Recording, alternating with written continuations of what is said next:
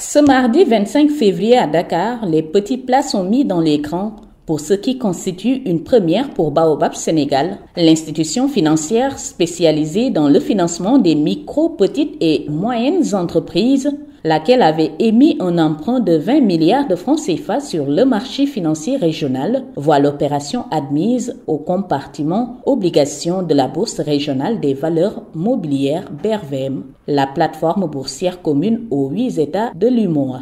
Le directeur général de CGF Bourse, Khalidou Diallo, indique que l'innovation financière de cette opération est la mise en avant d'une vision holistique du développement durable. Il y a une particularité.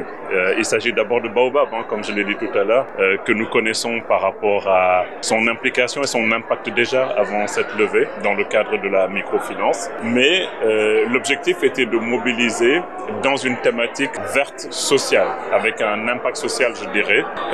Donc c'est un critère de taille, parce que ce qu'il faut savoir, c'est qu'il y a aujourd'hui beaucoup d'investisseurs qui cherchent à financer ce genre de projet. Donc il y a eu, je dirais, le premier argument, je dirais, est l'argument qualitatif, l'utilisation des fonds, la solidité de Baobab, la transparence dans la gestion de Baobab. Et ensuite, on retombe sur certains points comme la rémunération, parce qu'il s'agit d'investisseurs qui vont à la fois fournir de l'argent, des fonds à Baobab, mais qui sont rémunérés sur un taux de 6,80%. Le directeur régional du groupe des institutions financières de la Société financière internationale, Aliou Maïga, s'exprimant sur le rôle de la SFI, soutient que le succès de ces transactions souligne la maturité croissante des marchés financiers locaux et la confiance accrue des investisseurs dans les produits financiers durables. En accompagnement, on participe à toutes les innovations, notamment en essayant de faciliter les premières opérations dans différentes thématiques. Par exemple, on a été le premier à accompagner une banque à émettre une titrisation des portefeuilles de PME. On a accompagné Baobab, avec qui on travaille aujourd'hui, à émettre leurs premières obligations en 2016. Aujourd'hui, on avance encore dans cette démarche en les accompagnant à émettre la première obligation thématique au Sénégal, mais aussi dans la zone UEMOA à travers une obligation qui va aider à financer tout ce qui est durable, vert, et puis également les femmes entrepreneurs. La prochaine étape, c'est d'accompagner le marché toujours. On est vraiment dans une dynamique d'accompagnement du marché. Notre mandat, c'est le développement et on travaille avec les partenaires locaux, à la fois le gouvernement, le secteur privé, mais aussi les régulateurs et les bourses de valeur et de façon générale le marché pour vraiment accompagner le développement du secteur privé dans nos pays africains.